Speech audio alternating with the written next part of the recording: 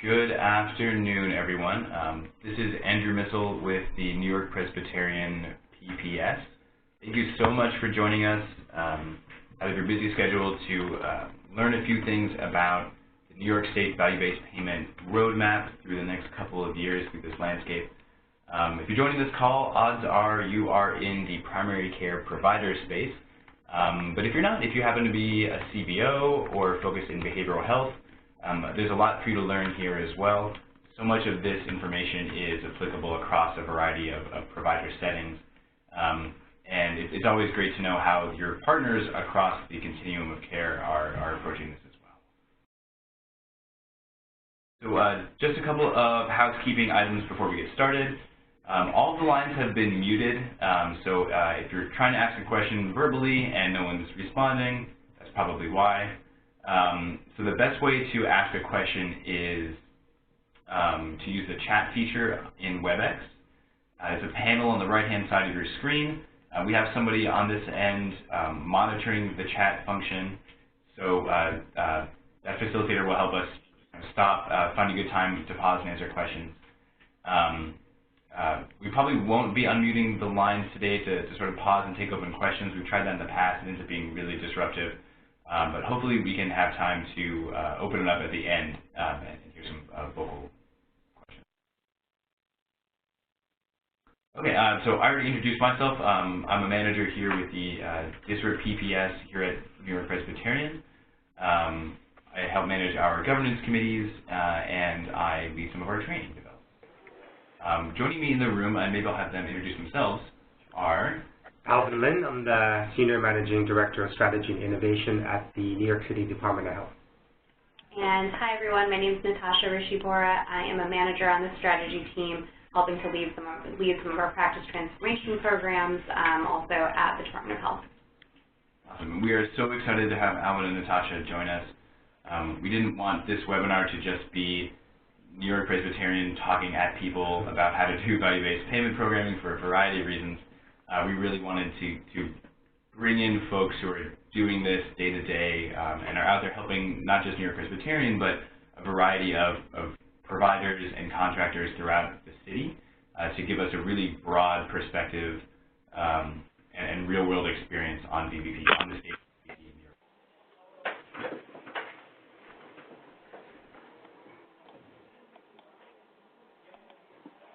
So with that, talk a little bit about where we hope to accomplish from today's lesson. You'll see in the next slide that there were, or in the next couple of slides, that there kind of been complementary presentations for this webinar along the way. From what we hope to get today, there's really 4 buckets of information that we'd like to share.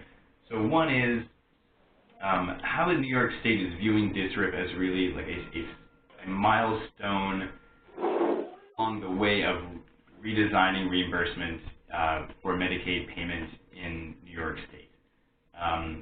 DSRIP is a vehicle to achieve a lot of the competencies that are going to be necessary to be successful in the VBP. It's kind of lesson objectives 1 and 2. So like, how do you take what you learned through participating in DSRIP and apply it to future contracting? Number 3 is some general key milestones that New York State is asking providers and MCO contractors in New York State to hit between now and about 2020. We're going to cover those at a high level. We didn't want to get too granular, but if there are additional questions that you have in follow-up, please reach out to us, and we'll be happy to take those offline. So this was just a complimentary lesson we did. VBP 101 was delivered by our partner PPS, NYP Queens, providing, rather than the progression through VBP over time, this is the basics of just what does it mean to contract for value. A brief history of VBP across the country and within New York State, some key terminology, and I think the real one of the real valuable pieces of this is actually at the very end, where there's a readiness self-assessment.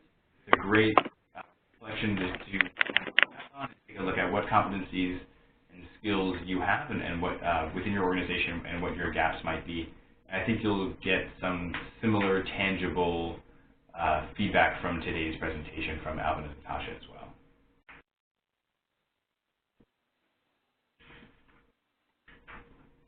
So this presentation is actually the 6th of 6 in the series that we are doing in the rest of this district demonstration year. Hopefully you were able to join us for the VBP 101 session for providers that was held 2 weeks ago on March 13th. If you missed any of these, you can find all of the recordings and materials presented on our PPS website, which is in a later slide in the presentation. And we'll also email out some of the links and resources if you registered for this course. So with that, let's go ahead and jump into the meat of our presentation. So a brief background on how we got to where we are today. In 2001, Governor Cuomo created the Medicaid redesign team. You'll see it indicated in a lot of documents, just MRT. Which developed a series of recommendations to lower the immediate spending on Medicaid and some ideas for future reforms. As part of that planning in 2014, as part of those recommendations, New York State obtained an 1115 waiver from CMS to reinvest MRT-generated federal savings back into redesigning New York's healthcare delivery system. That effort made possible by the 1115 waiver is the program that we know of today as DSRIP. And that really kicked off in 2015. And now New York State is using DSRIP as a vehicle to achieving 80% of spending in Medicaid tied to value-based payments by the end of this DSRIP waiver period, this 1115 waiver period, which is 2020. So the VBP roadmap is not just a really catchy webinar title, it's actually a physical document. It's a few dozen pages long, and it covers a lot of information. If you haven't read it, it's actually worth a read. I don't know if you have a long plane ride coming up, or a vacation, you don't mind being taken up by an afternoon reading this document. If folks came in 2010 or in 2009, when the ACA was around for discussion and the initial legislation was being passed, kind of similar to that. It's a bit of a slog, and it'll take you an afternoon to read through it and really process it, but it's really worth the read. There's a lot of good information in there, and I would probably argue that the VBP roadmap is much more actionable compared to the 500-page ACA. But there's a couple of key pieces to kind of go into it, knowing some of the limitations, so you have reasonable expectations as you're reading this. The first is it's a guide, it's a roadmap. It's meant to be a blueprint, but not like a really detailed blueprint. It'll outline for you how you should be thinking about positioning yourself within this space. It'll outline some general timelines, and we'll talk more about that in the next comment. A lot of it's not a how-to guide for VBP. It really lays out how New York State is thinking about VBP and how it would like to work with others in that space. The second point is that it's not tremendously specific on, again, back to this concept of lack of specific instructions. It doesn't go into detail on how quickly you should transition to higher risk. The state articulates collective goals for MCOs, and this concept of it wanting to reach an 80% of spending tied to risk-based contracts by 2020 at level 1 and above. But it doesn't give a ton of instruction for you, a specific organization or a specific provider, between now and 2020. A lot of that is for you to work through with your MCO partners. To that point number 3, not a negotiation guide. It doesn't exactly say how or when to approach your MCOs, but it gives you a lot to think about, the kinds of questions you might ask, the type of populations you might consider, the types of things you might be accountable or consider be accountable for. So all that is to say, go into it with having reasonable expectations about what this document is going to be able to deliver for you. We've tried to supplement this document with additional resources at the end of this presentation that have kind of continued to evolve from places like Brookings, United Hospital Fund. There's a lot of other players in this space within New York State and across the country that are providing some really good resources that we recommend reading in addition to the VBP roadmap. Okay, so let's spend some time getting into a little bit of the nitty-gritty here. Actually, I don't have this slide. Oh, I do have this slide. So within the concept of VBP is this concept of risk progression. New York State is defining its risk progression along four levels. The first level is what you could think of as like enhanced fee-for-service. This is VBP risk level 0, and it's where a lot of folks are starting. So if you kind of do a self-reflection, you find yourself at this point, don't feel like you're behind the ball. You'd be surprised how many providers are kind of in this space right now. With that said, New York State doesn't consider VBP level 0 to be a risk-bearing level, or a level at which you can contract for risk. So if you do find yourself in this level, it's sort of a forward-looking position. Like you know where you need to go, and that next level is level 1. This is what we would call upside-only risk, or upside-only shared savings, without direct risk to the provider. This basically means, or you might also hear this called like one-tailed risk. In a nutshell, this really means there's no downside. There's only bonus to be gained. You won't be asked to pay any money back or be hit with any penalties other than like opportunity cost. So the next level is VBP level 2. This is where you have both upside and downside risks. So you're accountable if costs exceed benchmarks, and depending on your arrangement, you might have to reimburse your MCO a percentage of that excess amount if that's sort of the ending point that you find yourself in. But as in level 1, you have the opportunity to gain bonus payment. And then level 3 is what you might hear called prospective payments. Whereas kind of unlike in VBP levels 1 and 2, which is fee-for-service, which is like risk kind of gates around it, level 3 is a higher level of risk where you receive a PM payment each month. That's a redundant way of explaining PM. And you might be paid or as a bundled payment for a specific set of procedures or a patient population. This kind of gives providers more flexibility in how they spend because it's not tied to a fee-for-service kind of billing responsibility, but that's all the money you get. And if you run over that money, you're on the hook. You, the provider, are accountable for making up the difference while still hitting the quality targets that you are contracted to hit. Alvin, Natasha, do you want anything to add on VBP risk levels? Yeah, so we see a range of different VBP programs. So in New York City, New York State, most of the providers are in level 0 or level 1. There are a small handful of organizations that are taking the upside-downside risk and the full capitation. But there aren't that many of them. And they're generally the large organizations that have been doing this for quite some time. And what New York State is trying to do is try to help providers take baby steps towards that. And so that's why they have the DSRIP initiative, where it's a 5-year opportunity to help providers get a better sense of what does this program look like, and that's what they're calling the roadmap to value-based payment. And then also helping get providers working together into these PPSs so that they understand who their patients are, what their quality score is, and what some of the utilization and opportunities are. So these are kind of the baby steps there, using a combination of federal and state funding to move towards that.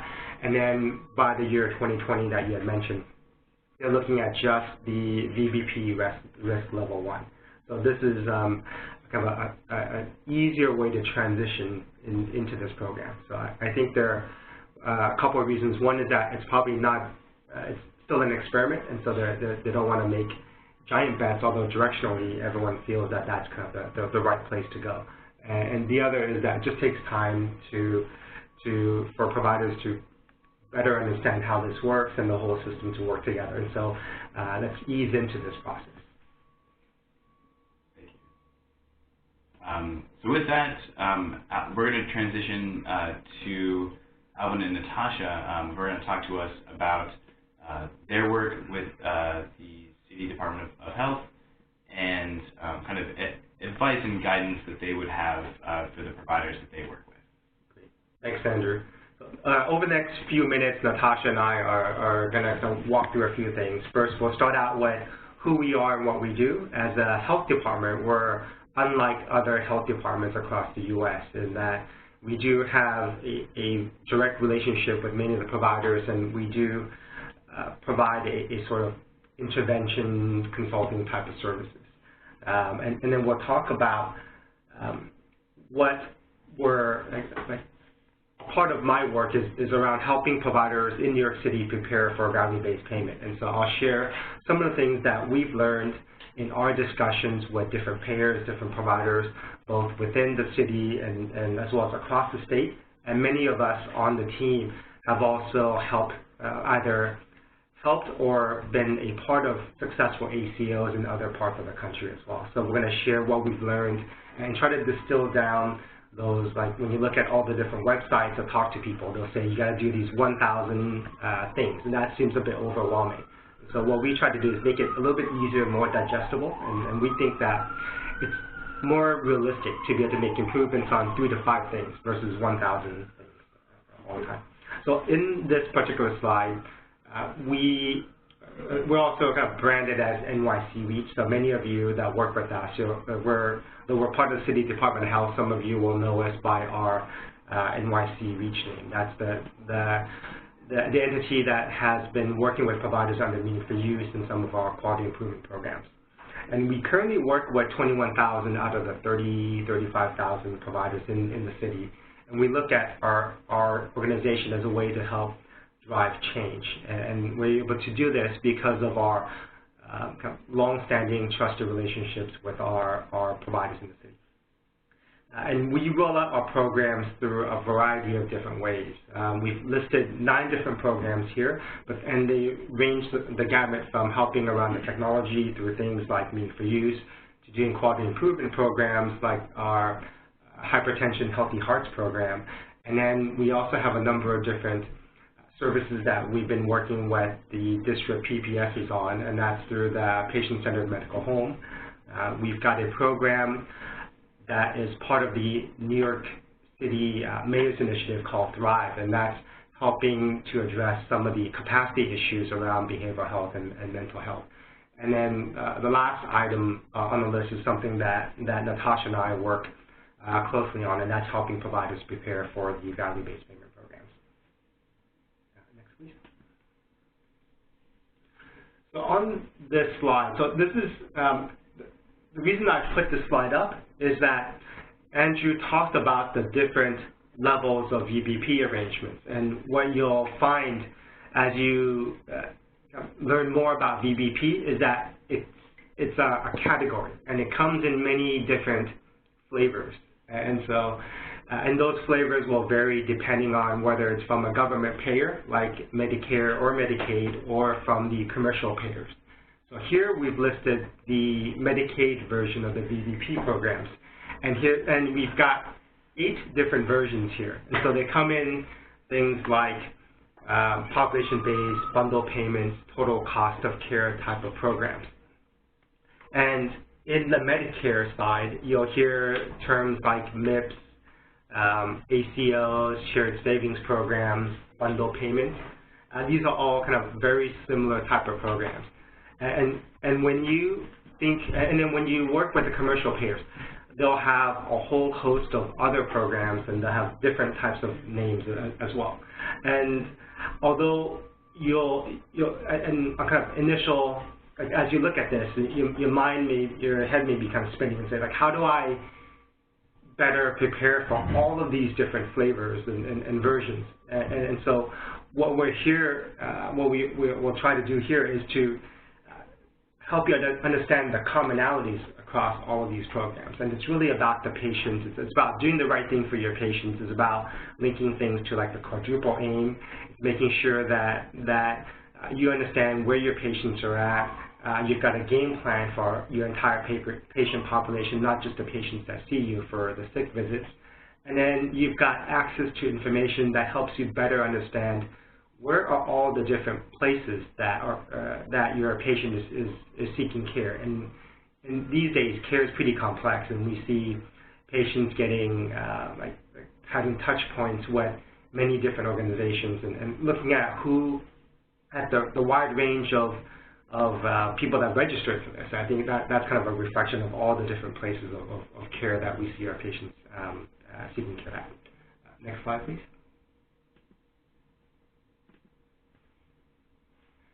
And the great thing about everyone on the call here is that you're in New York State, which means you're a part of the district program and you're part of the NYP PPS. And being a part of the PPS already gives you a leg up on many of these activities. So there's programs in place around the education. There are also funding sources available, and many of you that are primary care providers are likely to have participated in the NCQA PCMH program. The PPS also provides a number of other forums to be able to help to get to know each other better. I know I'm on one of the committees where there's a lot of engagement with the CBOs and the primary care providers, and I think we see a lot of these type of activities across the PPS.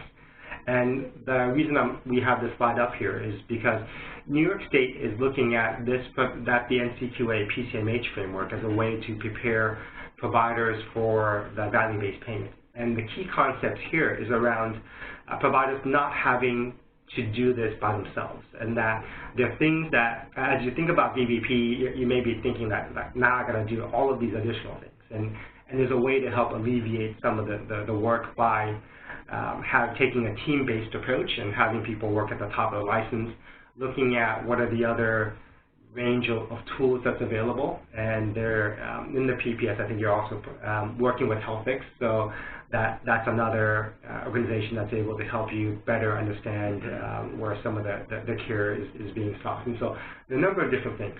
And I look at the PCMH as not as an end goal, but more of here's kind of the key foundations, and that the fun begins kind of after you've got the certification, and then you're really looking at how do you provide better care in this new team-based type of environment. Next slide, please. So the value-based payment concept, although it's a bit scary, but there are lots of aspects of it that do line up with our quadruple aim. And it's about, one is about providing better care for your patients. It's making sure that your patients have a coordinated, good experience through this process. And it's about helping, at the same time, providing better care, better experience, making sure that you also find some of the efficiencies. And that's what's going to be used to fund the incentive payment. And then there is that we put down quadruple aim versus the triple aim, and I really like the quadruple aim better than triple aim, because the key piece that the triple aim misses is what I call happy doctors leads to happy patients. And then if you don't focus on the provider and helping the provider reduce the burden and making enabling the provider to do the good work, the rest of it really becomes an uphill battle. But if you do focus also on the provider experience, I think that really goes a long way.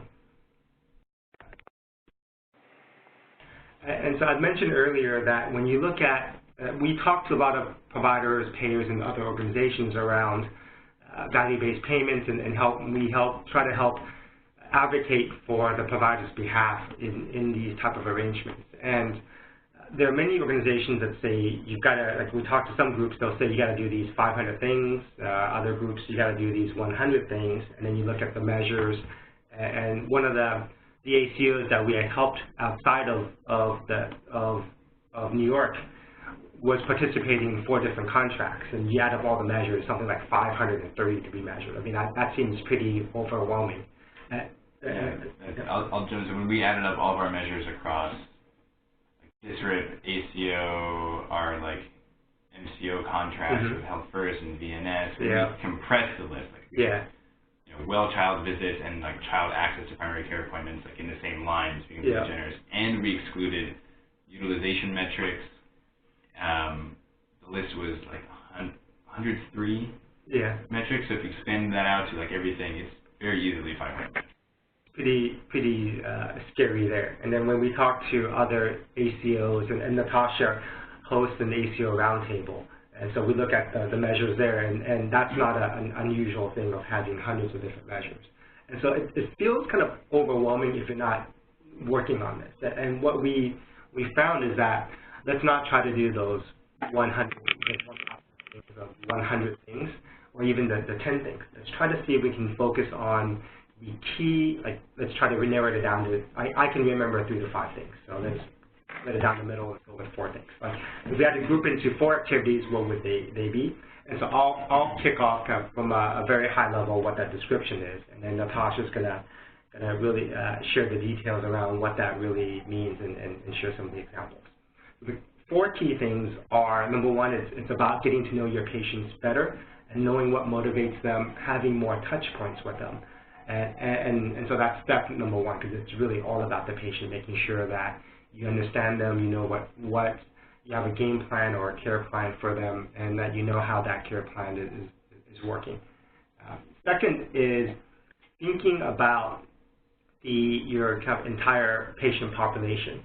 And when we talk to providers, sometimes how they view population kind of varies a lot. Some providers will say it's the patients that see them 2 to 3 times a year for a variety of different things.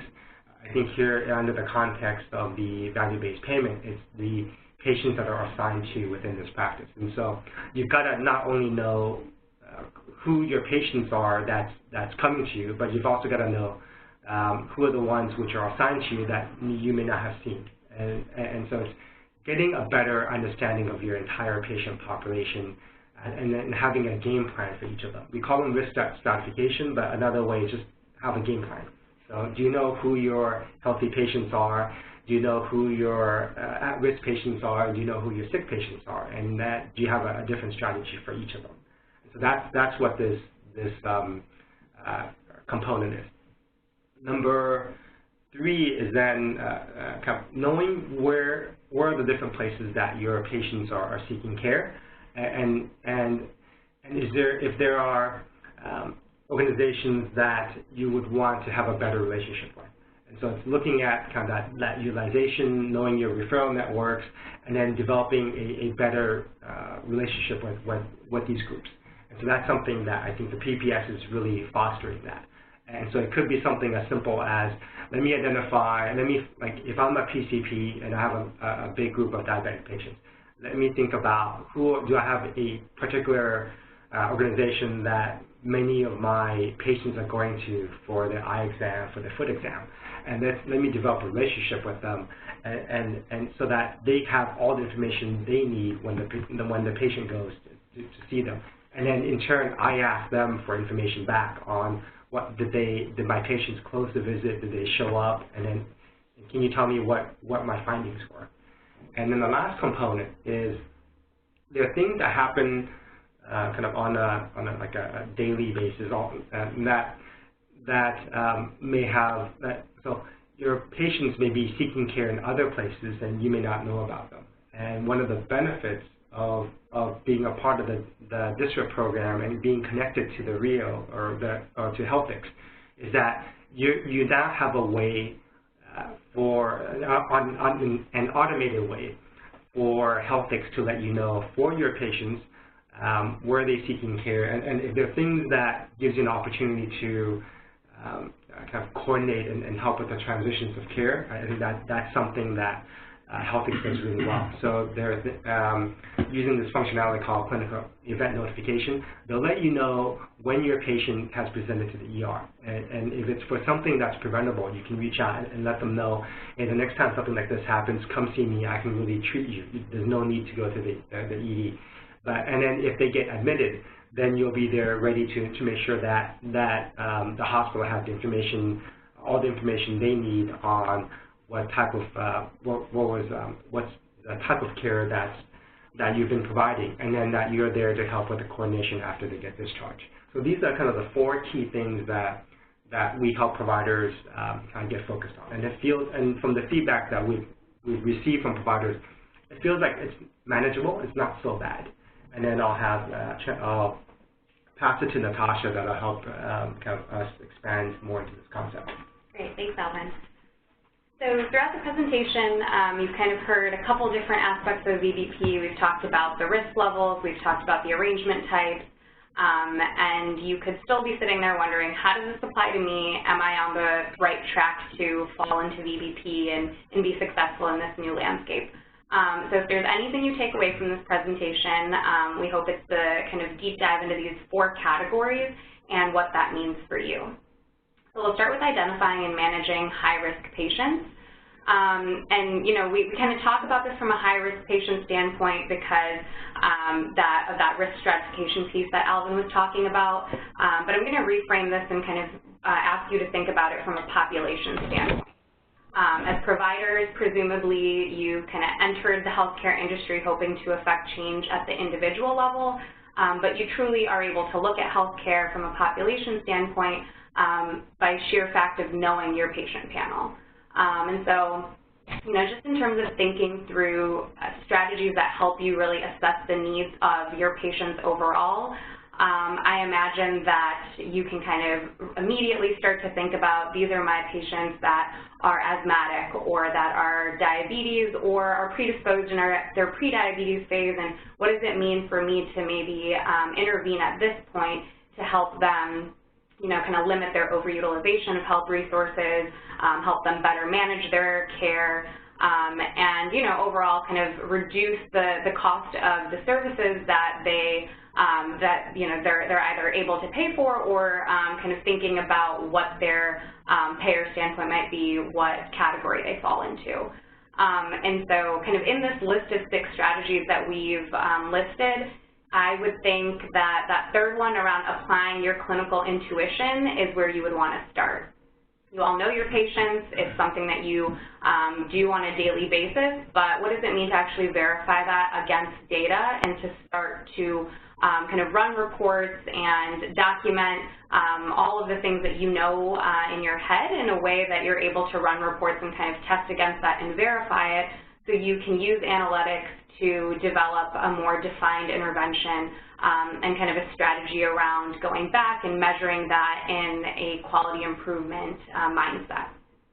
So really just kind of thinking about what does that mean to prioritize the data that you're receiving to affect the care that you're providing. So then if we move on to kind of the next category, we start to focus on developing high-value referral networks.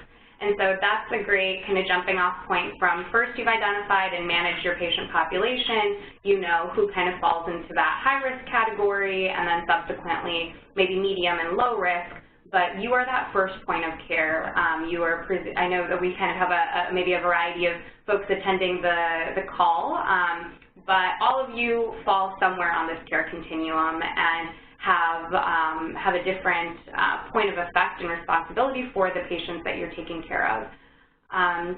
But primary care services are really only accounting for less than 10% of healthcare spending, but the influence that you have and the opportunities that you have as being that kind of primary point of care is immense. And so we really want you to think about the care that you provide as this sustainability and kind of ongoing relationship across a patient's experience with healthcare in general and through this care continuum that you see here.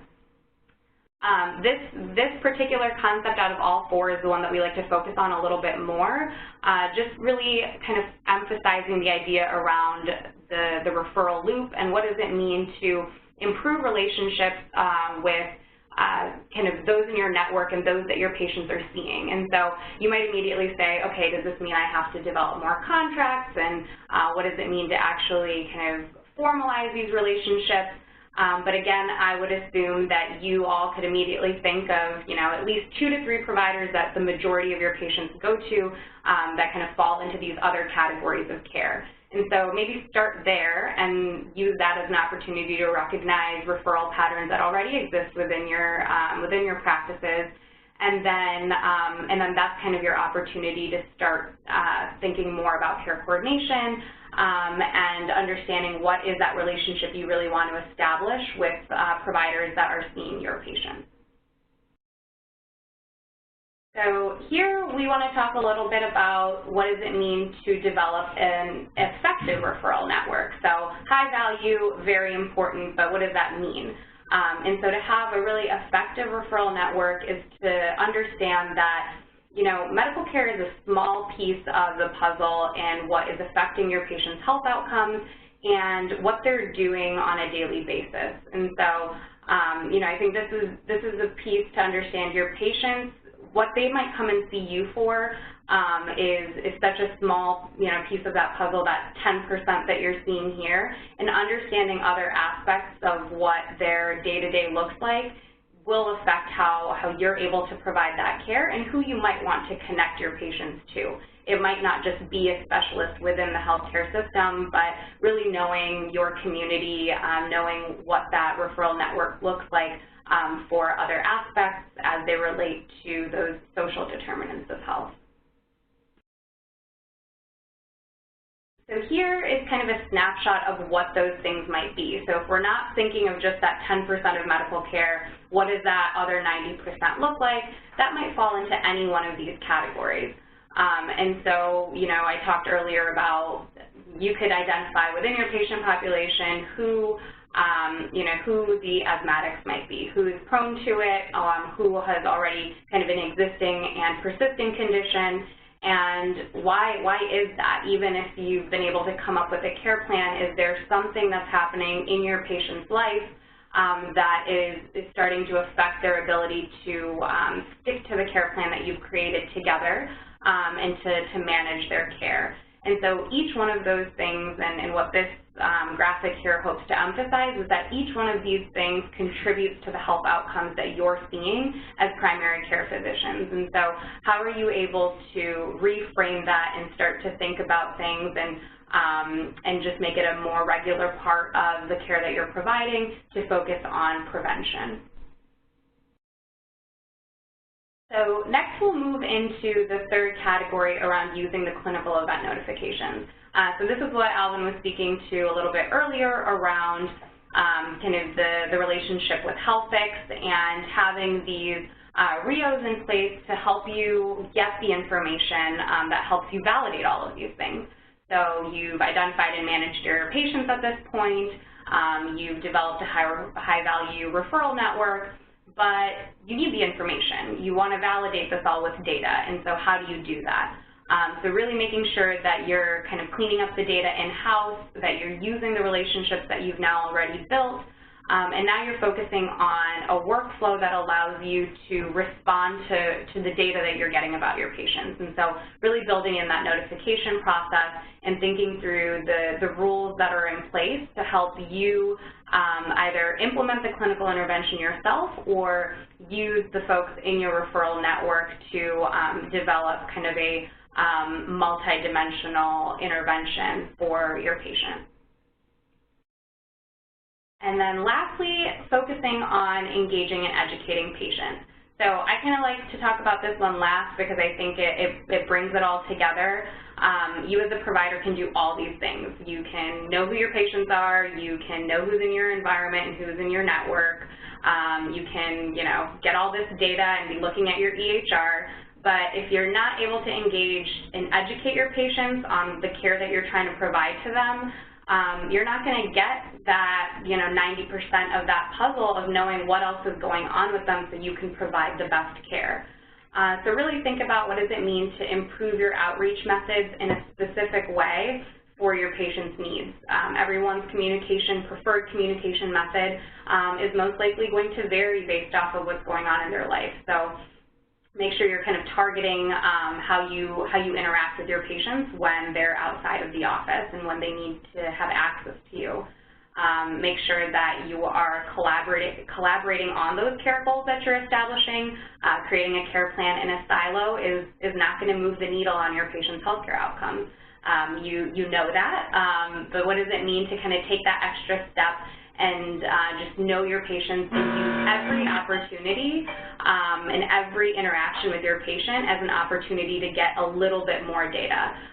So they might be coming in to see you for a sick visit, and they're coming in with such a specific need. But what additional questions are you asking to start to really understand that 100%, that full picture, and maximize every interaction you have? And a big piece of that, again, will allow you to understand the social determinants of your patient's health. And so, again, kind of that takeaway, that bottom line, regardless of the VBP arrangements we were talking about, the different risk types that you might take in your contract, if you're able to provide high-quality coordinated care and think through those four major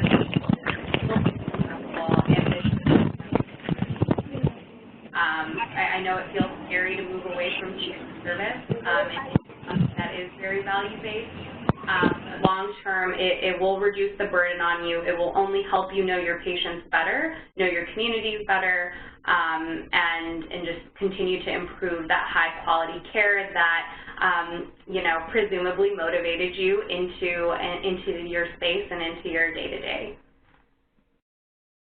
So we'll kind of just move to the next slide as an opportunity to, again, emphasize and show you the four categories that we talked about here today. What we believe are the most important takeaways as you think about operationalizing VBP, and open it up for questions, see if there are any thoughts, reactions, where we're happy to hear from you.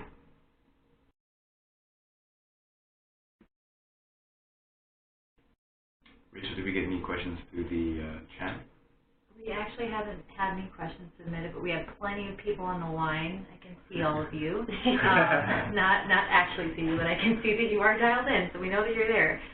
Feel free to send out any questions you have. Like I said, any clarifications about points that were covered, any sort of advice about connections to some of these resources that Alvin and Natasha have presented. Any just general, even 101 VBP questions that are still not clear to you all, please feel free, send them our way. We want to make sure that we take this time that we're all together and use it for your value.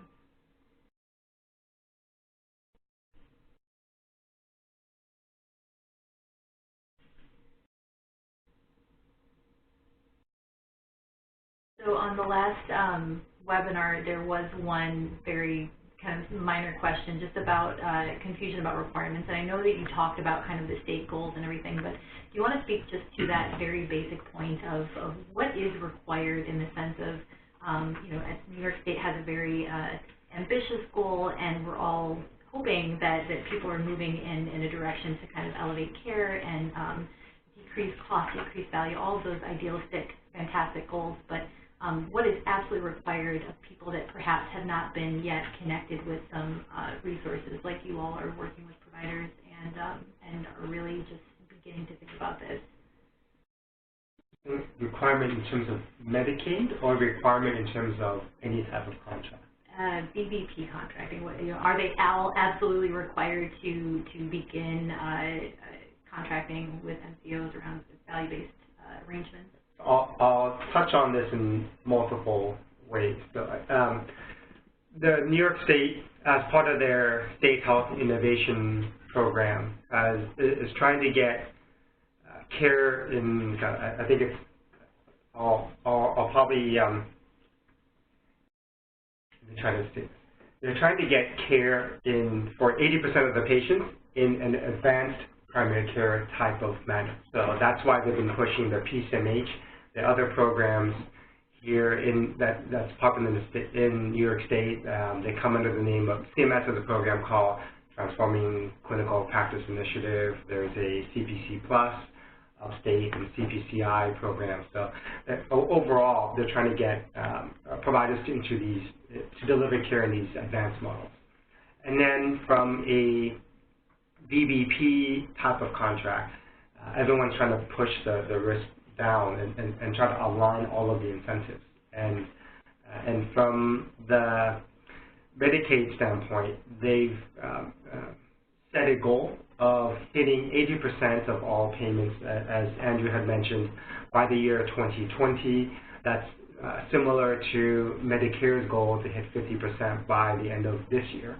And I think there's some interim percentages as well for Medicaid. It's 10% at the end of this year, and I think 50% at the end of next year. So it's kind of an ongoing wrap-up. And so if you're a large organization, that Medicaid managed care companies have likely already reached out to you, or you're already in the process. You either already have a contract or you're in the process of negotiating these contracts, and they're kind of working through that list now. You'll probably see more and more activity over the remainder of this year and in the coming years. We actually do have a question from the audience. Can you clarify whether pediatric care is included in this initiative? The focus would be on the complex child, I assume, but just not sure whether pediatric patients fit into this at this time. Thank you so much for your question. I'm trying to look back on the slide number 11. So these are the main categories. Yeah, is that integrated primary care bundle? I think it's there. I think it's part of like the chronic care bundle. There's some of some pediatric measures in there. I think there's a asthmatic population. I'll have to we'll research this and get back to you. There are a variety of different programs. I just want to make sure that I answer it correctly. Okay, so we'll do some offline follow-up and send that out to the group, to all registrants. To make sure that we're addressing that fully. There is some more details in the roadmap, so we would definitely recommend also if you want to begin there looking at the roadmap as well. Yeah, it might be helpful just to send out the roadmap. I think there's an executive version, there's a full version, and the state, as part of the VBP University, there's also like a cheat sheet version of that in PowerPoint.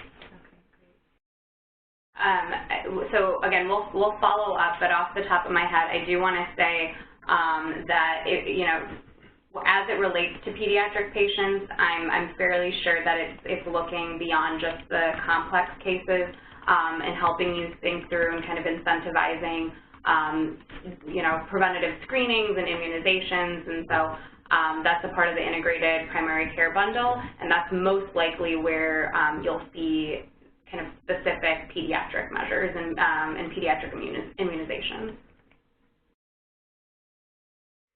Thank you so much. We do have another question. If a practice is part of DSRIP with a hospital that takes on risk with a Medicaid HMO, Health First, for example, and they are part of the IPA, could those providers be considered in a VBP program level 2 or 3? Can we repeat the question? Yes. Okay.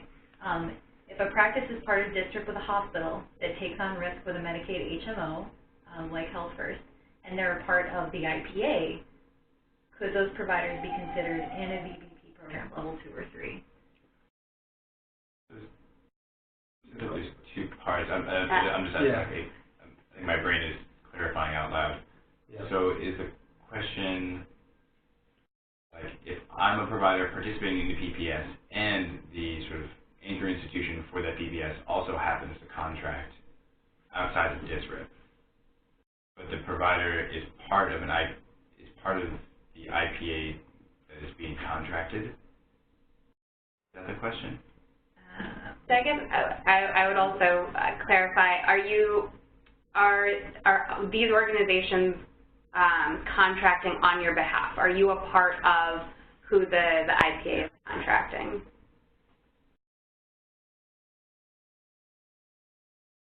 while we're waiting for the clarifying answer, I'll just talk about the contracts in general. I think on the capitated side, we did mention, Andrew mentioned that the level 3 capitation is a type of VBP contract.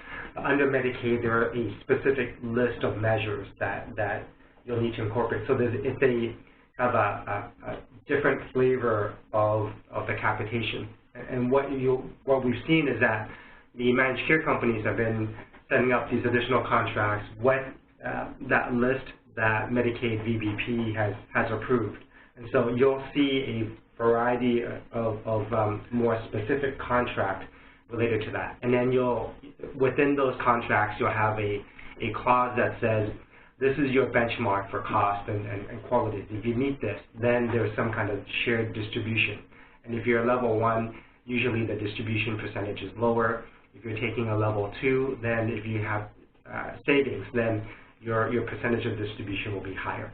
So I don't know the specifics, but in other contracts that I've seen, it could be something like on a level 1 upside only, you'll get 30% of the savings. But if you're taking on more risk, you'll get 50 to 70% of that savings. So that's where they're trying to incentivize you for, if you take on more risk, you'll get rewarded with a higher percentage. Question related to that, are there a concept of at a given level that depending on the level, the amount of risk that you're taking on, the percentage of savings that you would receive, and yeah. Let's use VBP level 1 as an example. Yeah. If I'm would the type of arrangement potentially impact the percentage of savings that I would be receiving? Yes. So if I'm contracting for a maternity bundle, I might be receiving a different, or usually thinking about receiving a different percentage of savings compared to chronic care or the HIV population. Yeah. So each of those different flavors, some of the managed care companies could be negotiating separately. So you could have, depending on which type of patient population you have, what type of contract you're getting, the numbers may be slightly different. And we've spoken to some of the IPAs that do have a number of different contracts, and so they'll have, for this population, it'll look like this set of specifications, and then for that same population but under a different payer, it'll be slightly different. So it's what the state has done is trying to make it the most flexible based on the particular situation, because they know that healthcare is pretty local and the dynamics are different, and the performance and the risk is different. So they're trying to allow the most flexibility. Yeah. One of the things sorry, go ahead, Rachel. There is some more clarification on that original question. So they said that the practice is part of district and in the IPA, and they said the risk is really on the hospital, but could the providers benefit from being in the IPA with that hospital?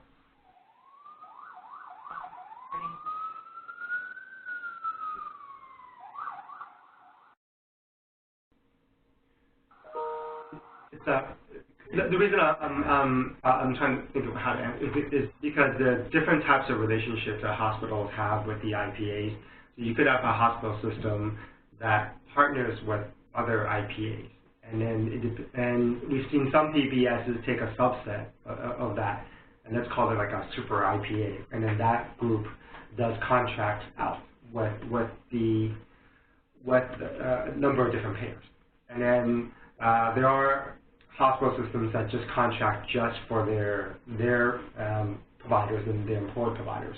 And we have groups hospital systems that do have an IPA that delivers the outpatient, and so the answer is it varies. I would talk to the hospital and see what does the arrangement cover, and I think that's where you'll get the most specific answer. And I'm sorry, I can't provide more details because each of the contracts are a little bit different.